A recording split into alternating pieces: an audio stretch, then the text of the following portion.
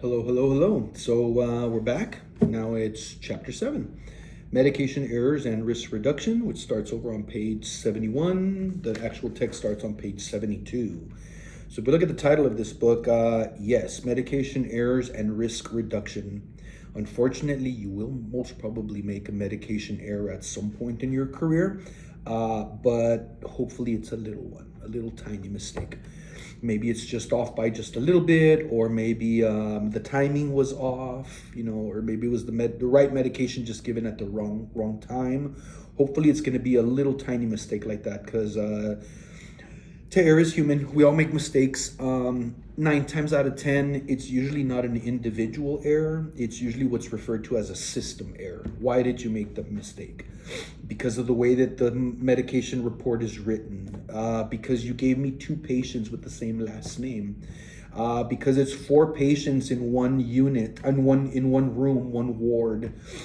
You still have some hospitals that are like that. Some of the older hospitals still have wards where there's like up to 4 people in one room.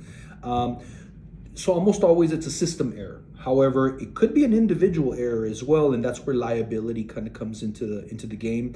Where if it is your fault and you are a registered nurse and you should have known how to do this and you were trained and we oriented you at the beginning when you got hired at the facility and you did sign a paper that said you understood and you had no questions, so it's your fault.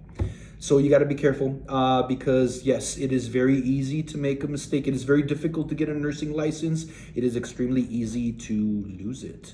And a medication error could lead down that direction. You may not lose a license, but you could get written up by the State Board of Nursing. And the problem is that goes public.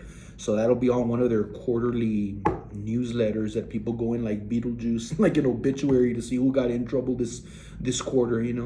So word to the wise, be careful, read properly. Remember you're taking care of someone's individual, a loved one. So you got to be conscious. You got to stay in the moment at work. This is why one of the main reasons is not showing up to work impaired, which could mean drunk or under the influence of a drug.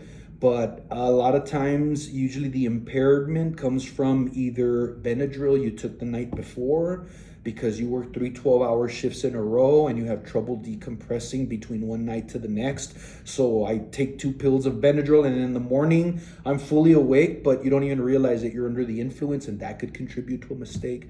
So those are the kinds of things that under the influence kind of errors that could occur for a nurse, unless you have nurses that are actually doing drugs that are taking them from the actual hospital, which does happen and I have come across as well. A conversation for another time. But the focus in this book is we need to discuss what a medication error is, why medication errors occur, what barriers we have to prevent medication errors, what is your responsibility to prevent the medication error, and then also risk reduction. How do we prevent these things kind of from happening? It's a very tiny chapter, but very pertinent. So let's start over on page 72, and right off the bat, at the very beginning, the clinical practice highlight the nurse maximizes patient safety by striving to be 100% accurate when administering medication. It says drug administration, however, requires multiple complex steps, because by the time you have the pill in your hand, keep reading, the physician has to write the order, the pharmacist has to prepare it, some nurse has to receive it, right? And then there's the patient, right? And between that chain, it's not going to be 100% every single time. So we have to be conscious that medication errors occur regularly. Hopefully they're little tiny errors, not a big error that costs somebody their life or their limb or something to that effect. You see that? Look at what it keeps saying. It says drug administration. We read that already. After that, highlight each year in the United States, 7,000 to 9,000 people die as a result of a medication error, and hundreds of thousands of other experience issues related to the medication error.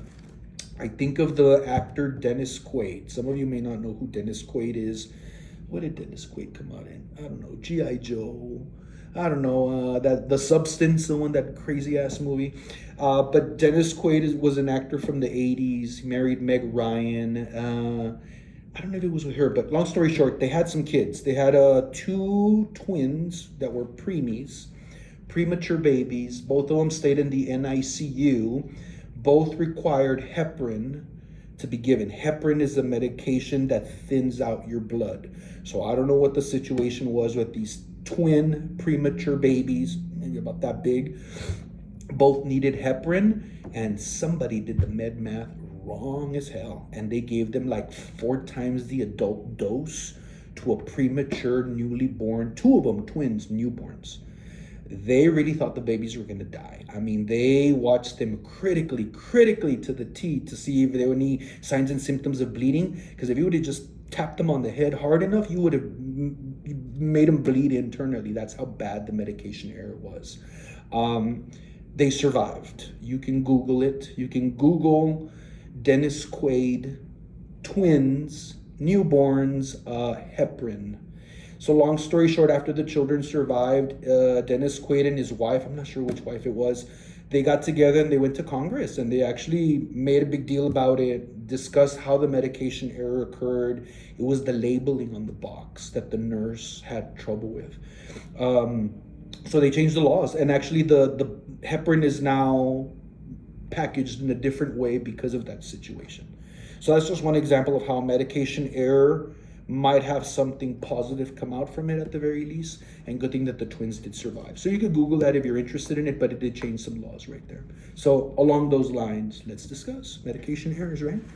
So look at the first section there on page 72. What is a medication error? Look at that big old paragraph of a definition. Any preventable event that may cause or lead to inappropriate medication use or patient harm while the medication is in the control of the healthcare professional, the patient, or the consumer.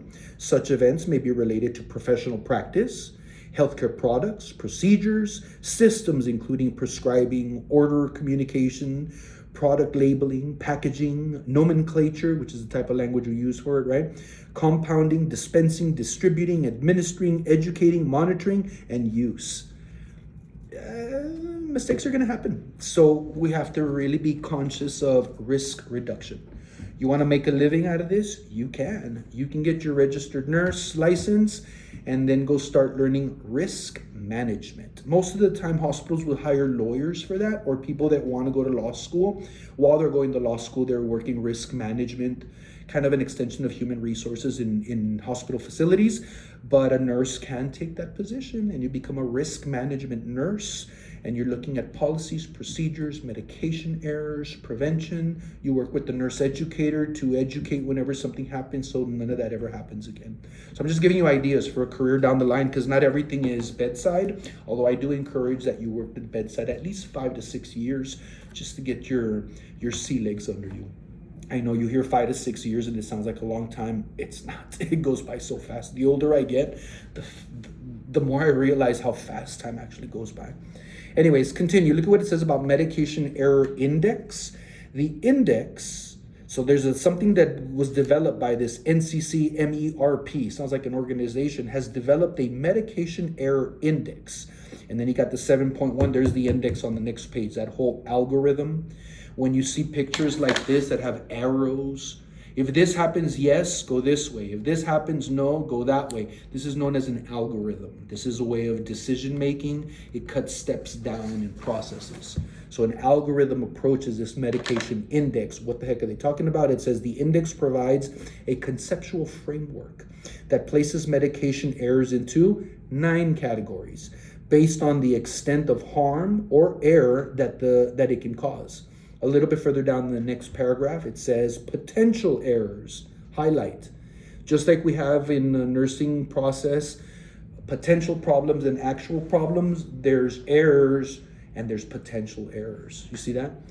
Think of things called look-alike, sound-alike drugs.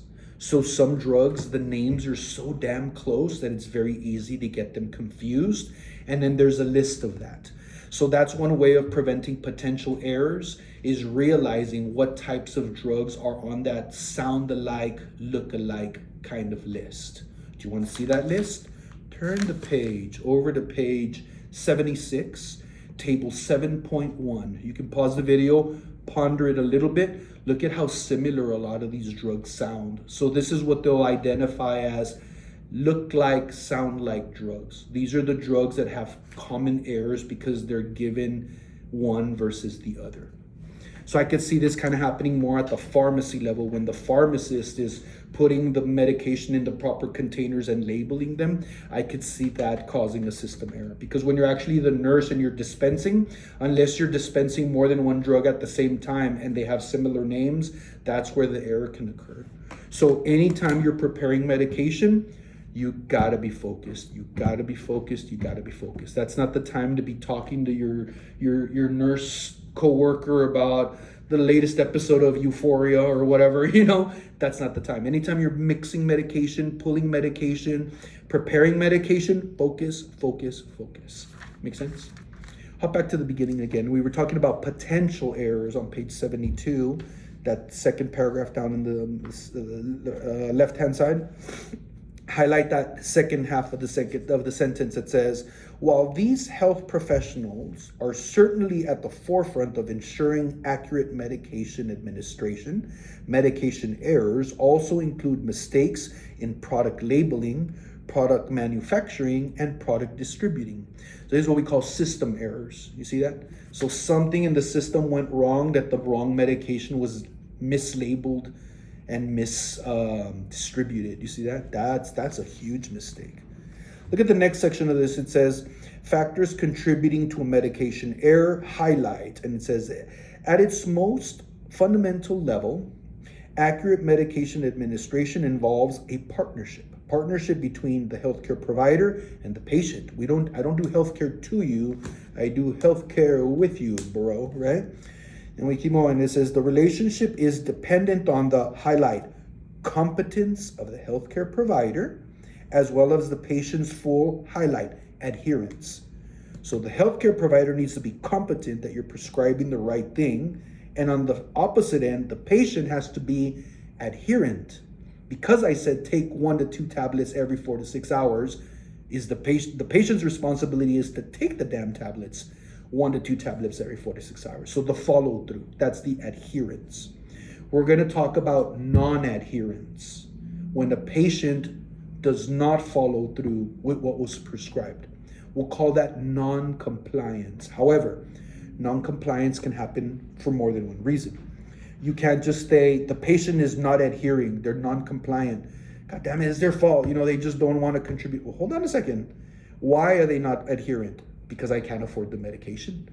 I have to pay rent or buy the drugs that I need. I'm going to pay rent. Therefore, I'm non-adherent. Does that make sense? What's another reason? Again, back to men's health, and usually if a medication causes erectile dysfunction or problems with erections, you're going to have an adherence problem with the male patient. It always revolves around that. You see that?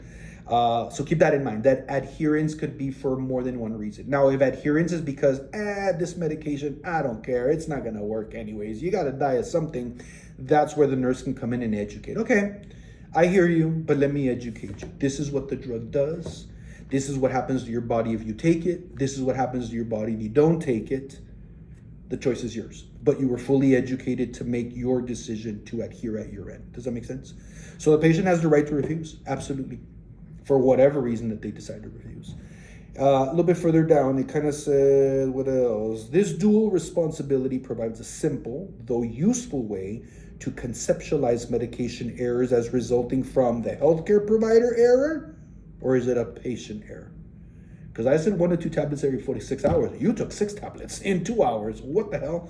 You see that? So it could be a patient error, or it could be a healthcare provider error. Either way, it could be a system error as well, right? So let's see, what else do we say? And it says, clearly the purpose of classifying and studying these errors is not to assess blame. We're not looking for who to blame. Whose fault was it? It's all about why did this happen and how do we prevent this from happening again? Now, if it's an individual error, we're still going to say, okay, why did this happen? Individual error. How do we prevent this from happening again? You're fired. That could be the remedy to it. Do you see that? So again, it might have consequences to an individual and it might seem like we blamed it on somebody, but that's not the point. The point is not to assign individual blame. The goal is prevent future errors. What do we need to change in the system so that this error does not happen again? That's the goal. See that? Plenty to highlight in this section here. We keep going. It says factors contributing to medication error by the healthcare provider. And then you got a whole bunch of bullet points. And the first bullet point, rights of drug administration. Highlight that. Page 23. Go back and look at your rights of administration. Right patient, right time, right dose, right. Everything's got to be right. Then you can give a medication. Look at your second bullet point. Highlight the word systems check. How do you have to, does the system at the hospital have a check to make sure that you are giving it to the right patient? Yeah, you have arm bracelets. You have the names on the bottle. You have to match both of them. You have to tell the patient what the drug is, and if the patient says, I've never taken that before, you see that? So all of those are systems checks. There are already checks involved if you follow your 5 rights and read your bands on the patient and the names and the chart.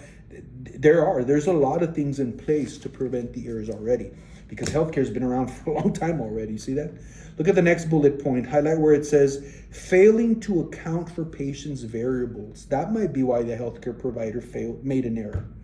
Oh shit, I forgot he's a diabetic. I was treating his cardiac condition, but I forgot he's a diabetic, and I gave him medication that dropped the blood sugar. Corrected the heart, but it dropped the blood sugar.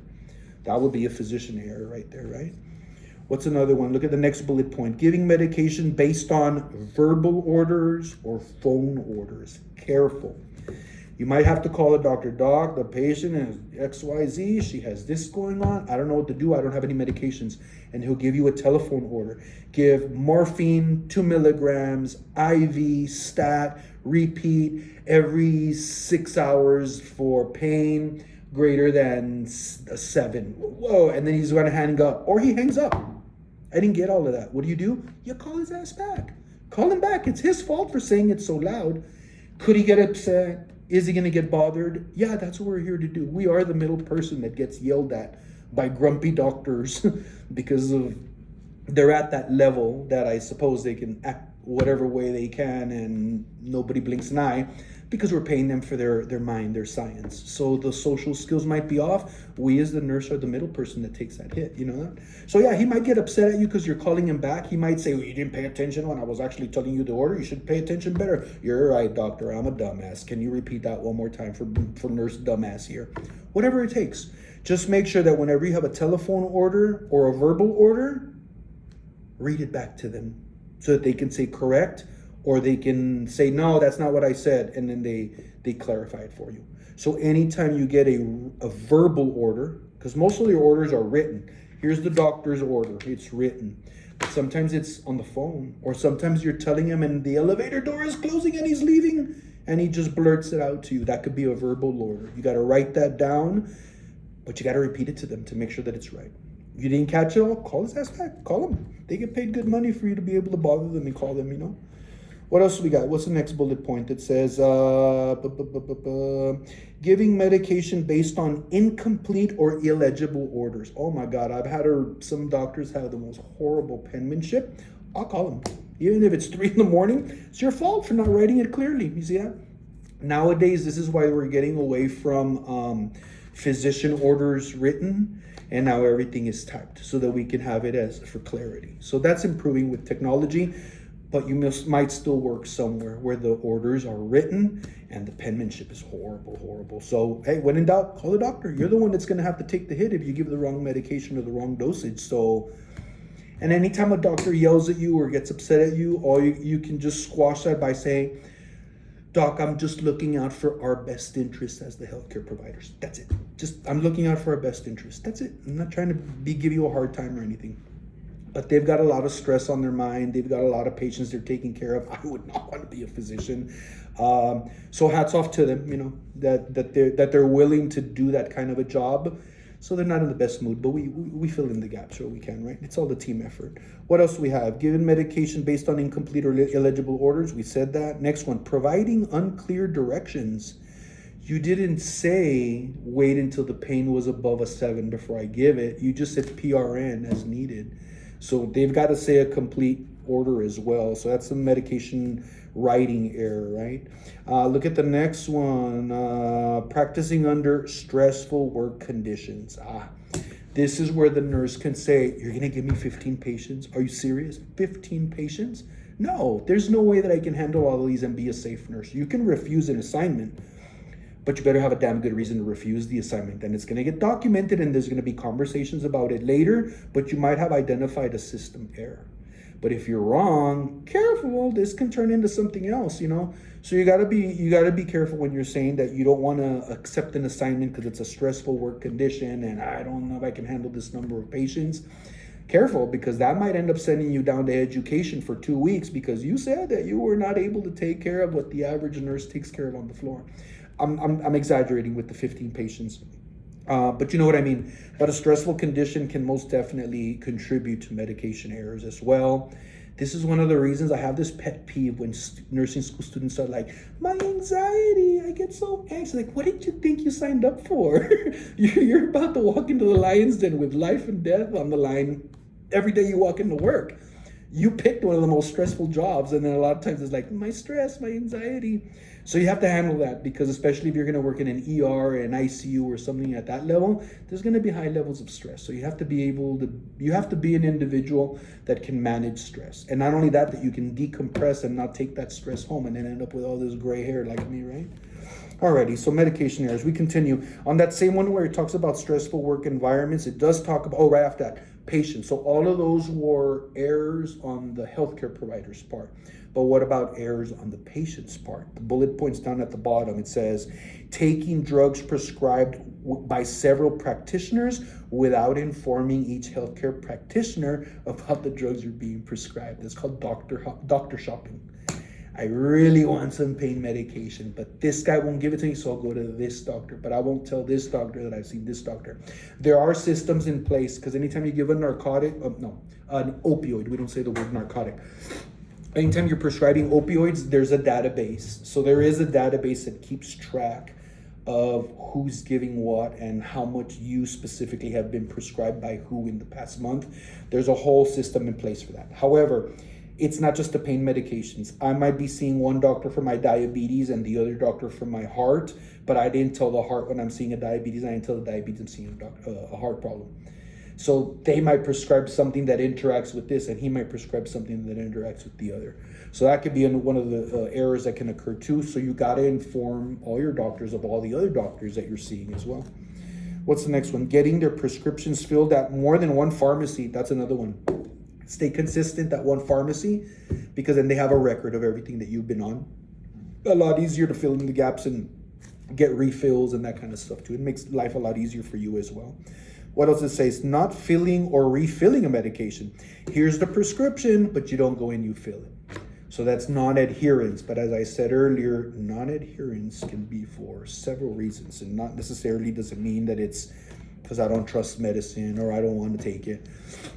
Yeah, there's more than one reason for non-adherence, right? And then what else do we have? Taking medication in incorrect doses, because if one is good, then two must be better. You see that? So renal failure, going into hepatic insult there as well. Look at the next one, taking medications that may have been left over from a previous illness. Oh my God, I hate this about antibiotics. Educate all your patients. There is no such thing as a leftover antibiotic.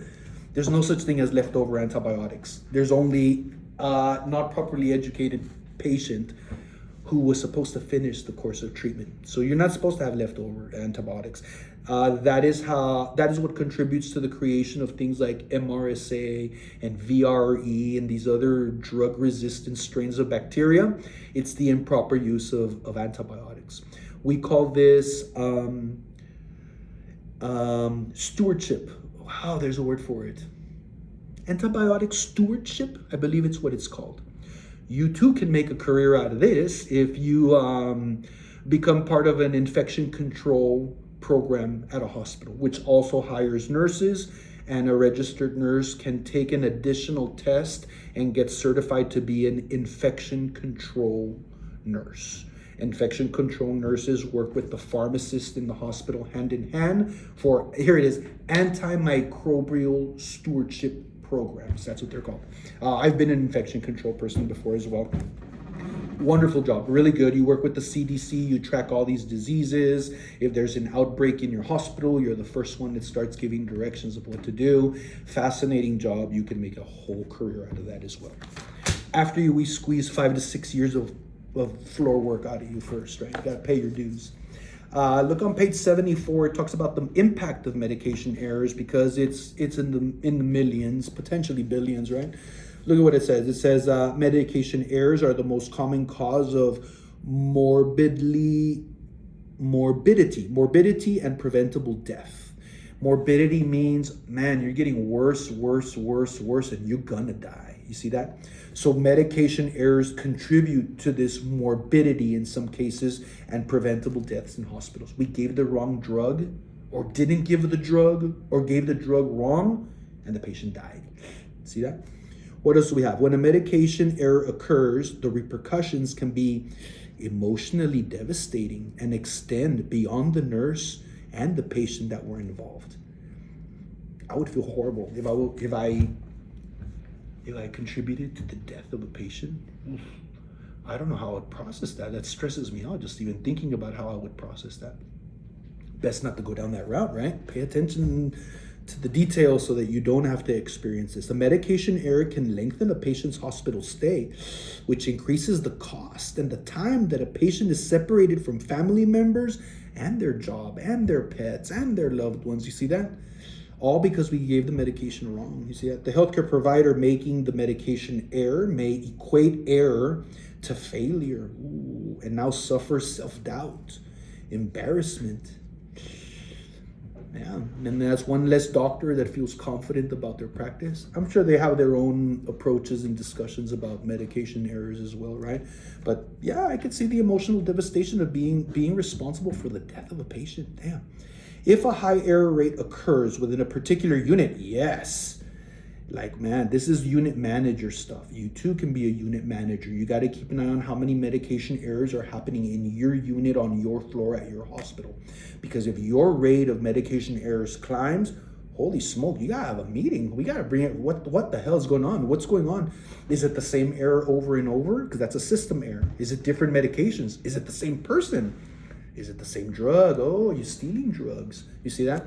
So there's unit manager stuff, which works hand in hand with the charge nurse for the day. So you too can make a career out of being a professional charge nurse, which hopefully will move you up to being a unit manager. Yeah, and then there you go. You're on your track to becoming a director of nursing for a facility, and then maybe then chief nursing officer for the entire organization. That's how you do it. Baby steps, baby steps. If a high error rate occurs within a particular unit, the nursing unit may develop a poor reputation from the facility. Don't go to 4 East. Everybody dies on 4 East. If frequent medication errors or serious errors are publicized, yikes, the reputation of the facility may suffer because it may be perceived as an unsafe hospital. That's crazy. Administrative personnel may also be penalized because of errors within their departments or the hospital as a whole. So each hospital unit has a medication error rate, which then gives the floor a medication error rate, which then gives the facility a medication error rate. And if it's a huge hospital organization that has multiple hospitals, like UHS or the St. Rose, they can tell which of the three has the highest error rate and what floor is it happening the most at. And then they keep an eye on it so that next year the goal is that that number comes down. Does that make sense? You can track it by the length of stay of the patients as well. Anyways, we keep moving. It says there is no acceptable incident rate for medication errors. The goal should be 0. They should not be happening, which is impossible. But it says the goal of every healthcare organization is to continuously improve medication administration systems to keep the medication error incidence rate to the lowest possible level. But all errors, right, whether or not they harm the patient, must be investigated with the goal of identifying why did this happen? How do we prevent it from happening again? Does that make sense? The investigation should occur in a The investigation should occur in a non-punitive. Again, We're not looking to place blame and punish, but it may be a factor in that because the law is the law. Policy is policy. You broke policy. You were trained properly. You signed that you were trained, and yet you still did that. Now it's your fault. You see that? So it'll still be a system error because then they'll say, during orientation, we need to reinforce this better. But we did do it a certain way and it wasn't happening before, but it happened with you, so you're fired or you're going to get reprimanded or something. You see that? It says the investigation should occur in a non-punitive manner that will encourage staff to report errors. You got to be a snitch. You have to. It's ethically and morally your responsibility to be a snitch. You have to. Because it's that could be your mom, that could be your dad. It's someone's mom, that's someone's dad. You have to watch your coworkers too, make sure that they're acting right, that there's not suspicion of drug diversion. That's what we call you're taking drugs. You have to be a snitch. You have to. It's in the best interest of society. Would I maybe pull the nurse aside? Yes, I probably would, and tell them that I'm about to snitch on you, bro. Yeah, I think that would be the right way to go. Because what you're trying to build is highlight culture of safety. That's what you want, a culture of safety, that everybody knows, watch out, because everybody here snitches. So you better be on your best behavior because all of us snitch. Then everybody acts correctly and everybody knows we're friends, but there's a professional limit to it. Because we want to create a culture of safety, highlight. What we don't want is highlight culture of blame. Culture of safety, not a culture of blame. You see that? If everybody knows that everybody's going to snitch, then everybody's going to act right. And that's the hospital I want to put my kid in. I don't have a kid, but if I did, then that's the hospital I would want to put them in. Look at the next section there. It says reporting and documenting a medication error. Follow the chain of command. You found a medication error. It's within your unit. You go to the charge nurse first. Yeah, the charge nurse will go to the unit manager. The unit manager might go to the director of nursing. The director of nursing goes to the chief nursing officer. You got to follow the command. The chief nursing officer will report to the board of nursing if it gets to that degree. You, the individual, I know a lot of students are very quick to go to the board of nursing. Let me tell you, the board of nursing is on your side when you're not a nurse. The minute you become a nurse, you're on their hit list. The board of nursing is here for the benefit of the public. Remember, knowledge is power. This knowledge is so powerful that I can kill somebody with it. That's what they're trying to protect the public from. They're trying to protect the public from this power that us as registered nurses have. So the board of nursing is not on the nurses' side. The board of nursing is on the public side to protect them from nurses that are not following their scope of practice. See that? So no, the usual practice now, you don't go snitch at the board of nursing just because you're upset about whatever. Students do that. Nurses don't do that. We avoid the board of nursing unless you absolutely have to get involved with them. So when a medication error occurs, no, you don't go and call the board of nursing because you think Sally here is hitting up the Xanax and the MAR. You go to your charge nurse and then let that chain occur. Because at that level, that's a whole level of consequences that could affect a whole facility altogether. Make sense? So follow your chain of command is what I'm trying to say. Do what you're supposed to, and then you don't have to get involved with the board of nursing other than just to renew your license every whatever number of years. Make sense? I want to identify also JACO. Look over on page 75, left-hand side. You see it kind of in big letters, JCAHO, JACO. So JACO is an organization that has a list of criteria your hospital has to demonstrate. If you demonstrate all of these things on this criteria that us, JACO, have, we will say you're JACO certified and you get to have a nice plaque. In fact, pause and Google JACO symbol image. It's like a golden circle with some letters on it. So hospitals will brag about that, because if your hospital is JCO certified, you're gonna see that damn plaque on the wall the minute you walk in the door. You walk in the door, and where that desk that, "Hi, can I help you?" It's gonna be right on the door, on the wall there. Because every hospital that's JCO certified wants to brag that they're JCO certified. There's different levels of certification for different floors with different units and stuff, but there's one overall one for your entire hospital. Insurances will not cover any kind of care at hospitals that are not JCO certified. Does that make sense? That's what keeps the quality in a hospital appropriate.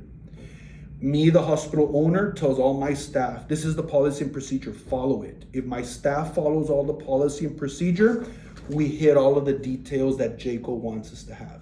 JCO sends somebody every 3-4 years, and they evaluate and they do a checklist. And if you meet all of the criteria, boom, you're JCO certified. See you in another 4 years. You see that?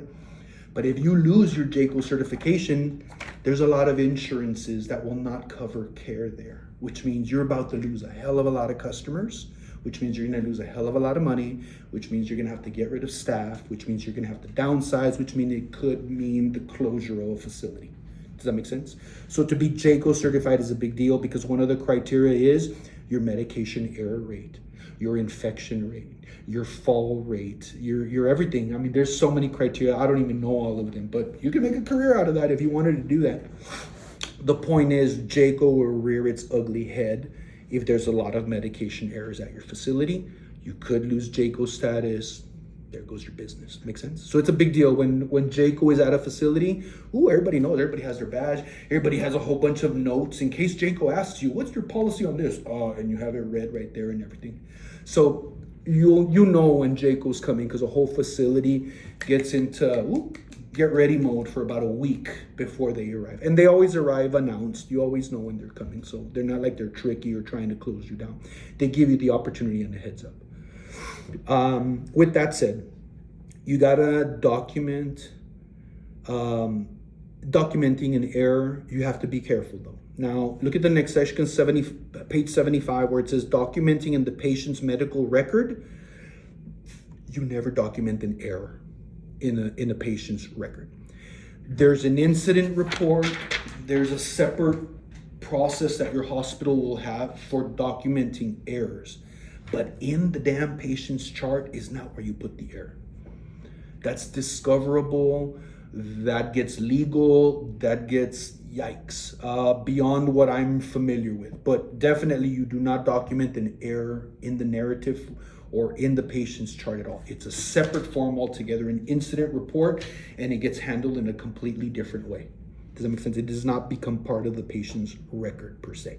But it did exist and it did occur, and should we have to, if there's a lawyer and we need to pull that up, the incident report will go up. The patient's record will get pulled up to see what was actually happening in the care, but the error in itself is in a separate document.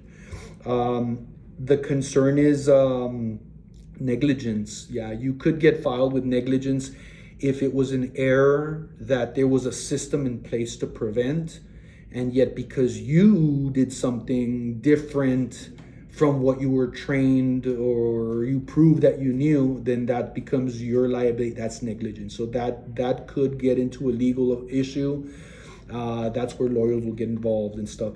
I've never been down that route. Rarely have I seen it happen, maybe like 2-3 times in my entire career. So not something that happens too often, thank goodness, which means we're producing, for the most part, competent nurses, you know.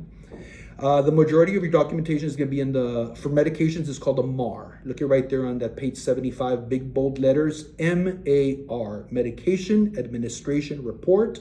I encourage you also to pause the video, Google Medication Administration Report image, so they can show you what it. So that's the actual where we document. So every patient, let's say I'm taking care of 5 patients, then all 5 patients will have a MAR, and they're all put together as one. And then at the top of each one, it'll have the patient's name, and this is what I'm going to give patient A, patient B, patient B, patient C. When I give the drug, I sign it out. That way the next nurse can be, the dose was given. So you write out what time you gave it. So all of that is a medication administration report. So if you arrive on the floor for your shift and you're not sure if the patient was given his meds because it's at 6 o'clock and you arrived at 6 o'clock. But did the previous nurse give the drug, or do I have to give it? And you go to the patient and he's the poor, I don't even know what you're talking about. So then how the hell do I know whether the patient took the pill? Check the MAR. So the medication administration report is exactly that. It is a record of what medications were administered to this particular patient. So all your medication orders are on a MAR. These get filled out overnight by the pharmacy. So usually at the beginning of the day, the pharmacy comes, pulls the old MAR out and puts the new ones in. Provided that your hospital is working with paper. Because guess what the majority is? It's all on computer. So you have to clickety-click and click on the MAR, find your patient's chart, find what medications you do for the day, and then sign it out. You gave the drug. Does that make sense? But when in doubt, check the MAR more than anything. A little bit further down where it says reporting the error, incident report. That's where you put the medication error. There's an incident report for that. And I'm pretty sure it's got a certain way to document that. And every facility will have a different one. You can pause and Google if you'd like. Medication error incident report template image and see what you get. Because I'm pretty sure there's lots of different types of incident reports for different situations.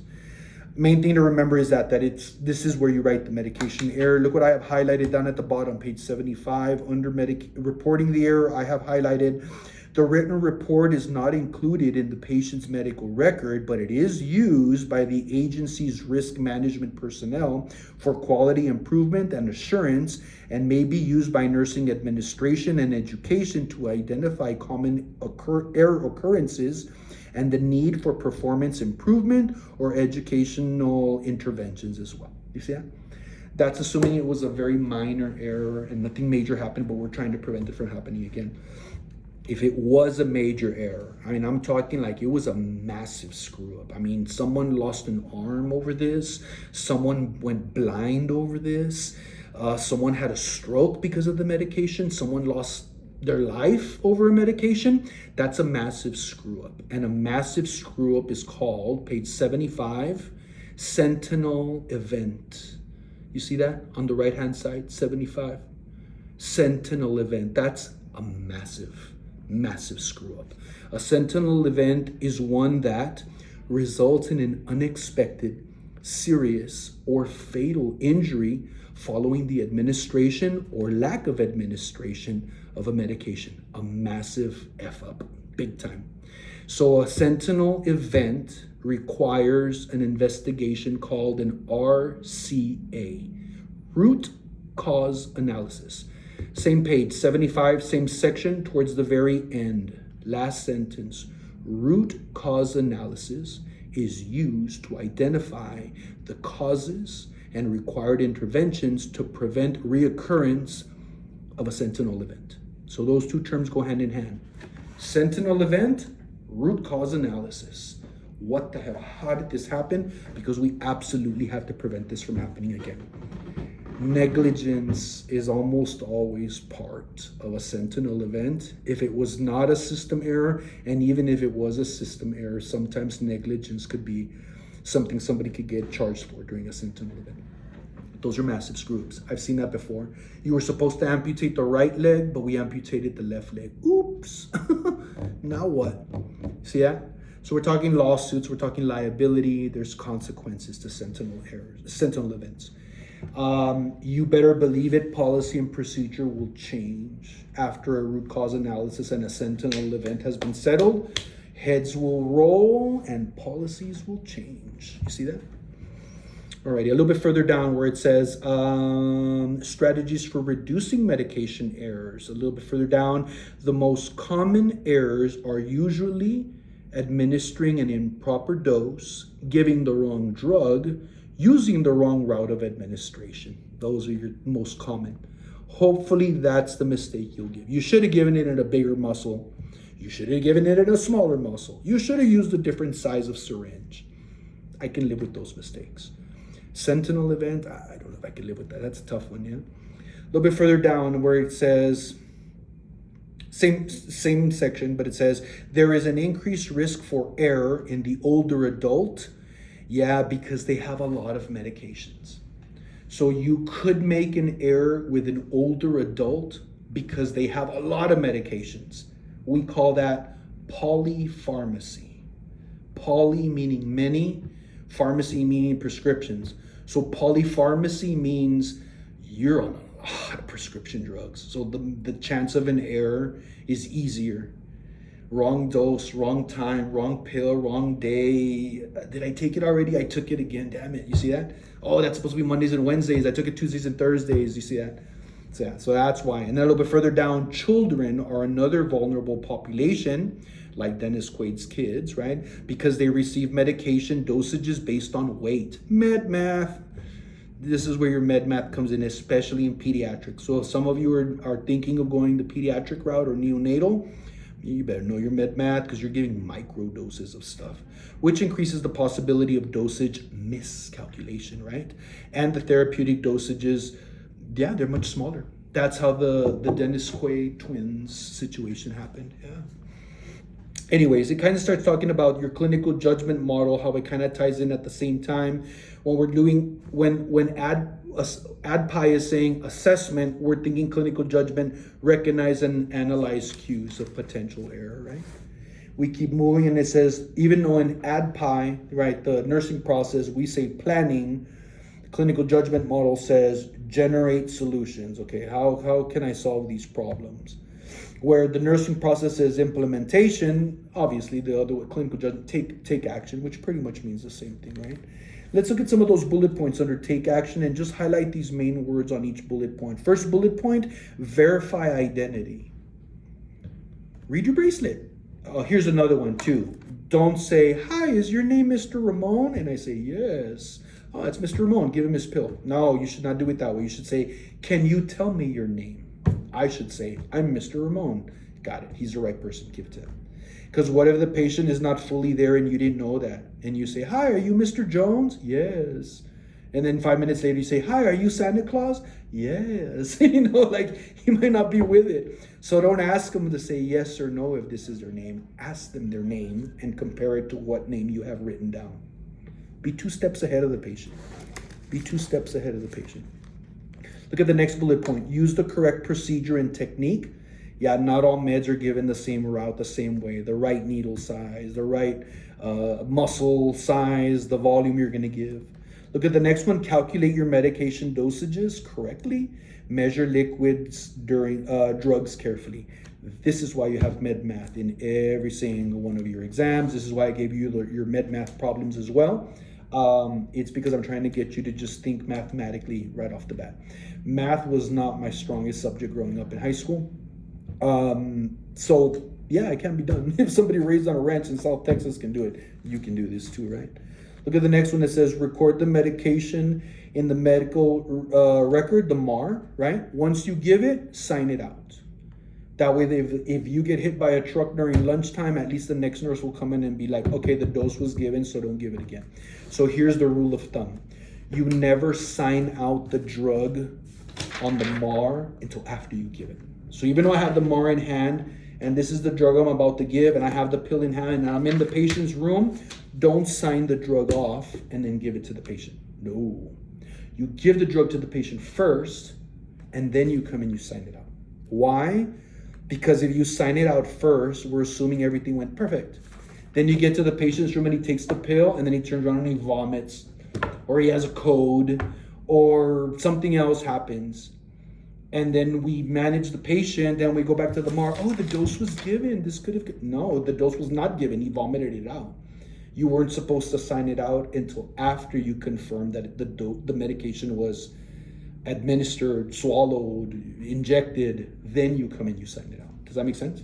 And sign it out immediately before you forget, because then sometimes you haven't signed it out and it's already been given. And then the next nurse comes in and you didn't sign it out. Now he gets another dose. So just common sense, but sign out after you give the medication, right? What else do we have? Always confirm that the patient has swallowed the oral medication. I used to be a nurse for Clark County Juvenile Detention. I used to be their facility services administrator. So I was the one that hired and fired nurses for Clark County Juvenile Detention. I had the 5 houses over in the court. 4 of them were boys, 1 of them was girls. I had 4 halfway houses, and then I had Spring Mountain Youth Camp up on top of Mount Charleston. That was my favorite. I love going out there. But anyways, one time my nurse was out on Mount Charleston, so I had to go fill in for a week, and I didn't know these young men very well, and we were getting along. We were cool. I was like, these guys are pretty cool, man. They're on the mend, you know. But these kids that had committed crimes, little did I know, a couple of them were not swallowing the medication. Then I didn't know. And so it's not until I didn't get in trouble, but I got a talking to, because when they busted the kid with a stash, he had like 8 pills, and they were the medications that I was giving him. So when I was giving it to him, and I thought, he swallowed it. Next patient, no, he was tonguing them. So he was pulling them out of his tongue and saving them, and he was collecting them because he wanted to commit suicide. Yikes. So this one really hits close to home, making sure that the patient swallowed the drug. You see that? I didn't. I just assumed, he's 16. Of course he swallowed it. I was thinking stroke, older person, having trouble, difficulty swallowing. He's a young person. He's fine. Yeah, but I didn't consider whether he even wanted to swallow them. So he was hoarding them. So you got to be careful, because even with all the best intentions, and it doesn't matter what level of administration you are, you have to revert back to your basics, you know. So that was a good learning experience for me. What else do we have? It says, be alert for long-acting oral dosage forms, medications that are like extended release. Educate them not to bite it, because then they end up with a bigger dose than needed. And then the last one talks about the look-alike, sound-alike drugs, and there's your list right there, table 7.1.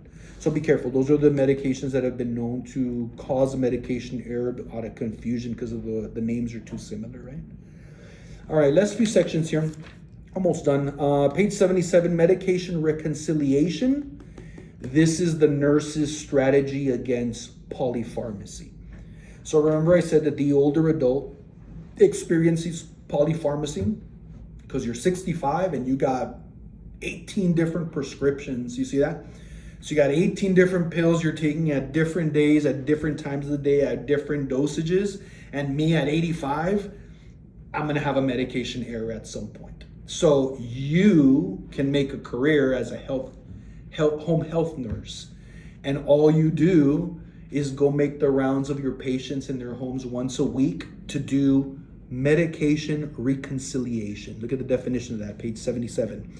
Is the process of tracking medications as the patient proceeds from one healthcare provider to another. So reconciliation accurately lists all the medications that a patient is taking and to reduce duplication, omissions, dosing errors, or any drug interactions. That's when you take that little box that says Monday, Tuesday, Wednesday, Thursday, Friday, Saturday, Sunday, and you have to put the right pills. So some nurses, they make a career out of just being a reconciliation nurse. And all you do is you go to all of these older patients' homes once a week and refill their little pill boxes. Yeah. And then, did you go to the doctor this past week? Yeah. Bring your new med, pull it out, pull out the list, add it to the list, remove the old one, change the dosage, and then you have the most accurate reconciliation. You see that? So we do this to counteract the polypharmacy. You see that? All right, we keep reading a little bit further down. Next paragraph says, because lack of medication reconciliation is a major cause of medication error, most hospitals have implemented a process for documenting a complete list of the patient's current medications upon admission. Yeah. So when a patient gets admitted into the hospital, one of the things you're going to do is medication reconciliation. And that's when they pull out that big Walmart bag and they pull out this pill and this pill and this drug and this drug. And you as the nurse are looking like, okay, this one's expired. These two are the same thing. So this is the same but in a different dosage. And then you're sorting it out. So you can get hired to do that at people's houses on the regular, or it's part of the admission process when you come into the hospital. Make sense? What the hell are you on and what are you taking? And whoa, maybe that could be the problem with why you're feeling sick. Make sense? Look at that next sentence after that. It says, this list should include your prescription drugs and your over-the-counters as well, right? So herbal remedies and that kind of stuff also. And then on the next paragraph at the top, page 77, on discharge from the facility, the patient should be provided with the complete list of medications to be taken and instructions. So you have to do, all registered nurses must do a patient education prior to discharge. And it's there's going to be education about your condition. If signs and symptoms of XYZ occur, call your doctor. Here's your next doctor's appointment, and then these are the medications, and here's the prescriptions. Do you have any questions? You see, yeah. Keep that in mind. So that's part of your job as a nurse. A little bit further down, the next section says effective patient teaching for medication usage. Yeah, look at it right there. It says the teach back method or return demonstrate. Teach back is, I already told you what this medication does. Did you get all that? Yeah. Okay, now you tell me, what does this medication do? And then let them say it, and you can confirm, yes, they learned. The other one is, maybe I'm teaching you how to self-administer insulin. So pull the insulin out of the bottle, see the dosage. Okay, now, 90-degree angle or 45-degree. You see that? Cool. Now you do it. Return demonstrate. So that's always a good strategy for a nurse. How do I know that the patient actually learned what I taught them? You can teach it back to me, or you return demonstrate the skill to see if you learned it. Make sense? And then turn the page, last page, page 87. It says, to minimize the potential of medication errors, the nurse should instruct the patient or home caregivers to do the following. Number one, know the names of all your damn medications. You got to know your meds. You see that? Look at number two, know what outcomes are desired from each medication. How do I know this one works? How do I know this one? How do I know this one works? You see that? So that way you know whether it's working or it's not working. Because if it's not working, you got to call the doctor. You got to change this med. Look at the next one. Carry a list of all your medications, always. The latest one. That is part of your reconciliation. You see that? That makes reconciliation a lot easier when the patient writes down. And then the next one is ask questions. But a patient will not ask questions if there's no rapport. So make sure that you have that bond with them. You're being friendly. You're making the eye contact. You're in the moment with them. They're, for lack of a better word, they're the customer. Nowadays, though, back in the day, everything was prescription paper. Even me as a nurse practitioner, I used to sign a lot of prescriptions. But look at how a little bit further down you have e-prescribing. That's the newest one. Now all the prescriptions are electronic, and they just send them through the internet, and then the pharmacy gets it, and then they send you a text saying your prescription is ready. We'll pick it up. That's usually the new process.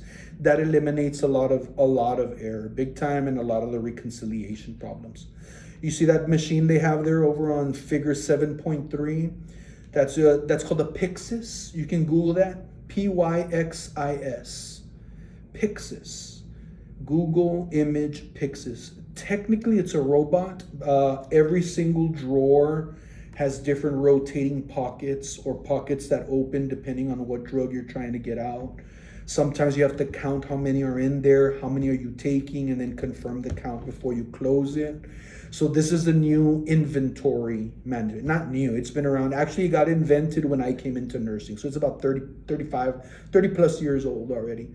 They used to be huge. I remember there used to be a Pyxis that was the size of like half a warehouse. And then eventually they kind of got smaller and smaller and smaller. And now almost every hospital unit will have a Pyxis. It's probably one of the best inventory systems. It really reduced the cost of care, because prior to this, all medications were just kept in bins, one big drug room with a bunch of drugs with bins. You can imagine how many drugs would disappear. Yeah, people would take fistfuls of Tylenol home and stuff.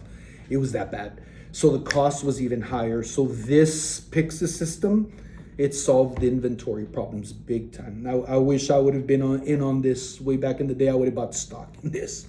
But then I wouldn't be talking to you fine people right now. I'd be sitting on the beach drinking margaritas instead, right? Look at the last section here. I just want you to, right under that Pyxis picture, the second paragraph, highlight that paragraph that says, I can read, larger healthcare agencies often have risk management departments, yes, to examine risks and minimize the number of medication errors. Or risk management personnel investigate incidents, track data, identify problems, and provide recommendations for improvement. Nurses collaborate with risk management, but a nurse can be risk management as well. Risk management committees to seek means of reducing medication error by modifying policies, procedures within the institution. A lot of hospitals I've seen too, where they have the Pyxis, they'll draw a square on the floor. right where you stand where the computer is at. And the idea is that if an individual is standing within that square, that's called the no interrupt zone. So anybody that's standing on the square on the floor in front of the Pyxis, you're not supposed to talk to them. You're not supposed to engage at all because you're pulling medications out. So I'm focused on pulling medications out. That's a good strategy to learn there too. Well, that's the end of this chapter. I dragged it out for about an hour, 2-3 pages. Don't forget to do the questions at the back of the book. Remember, I'm not very fond of select all that apply, but anything that has clear-cut one answer out of 4 options is game for me to put into an exam, right? Alrighty, guys, let me upload this video for you all. I hope that was cool. We'll see you in class next week. Bye.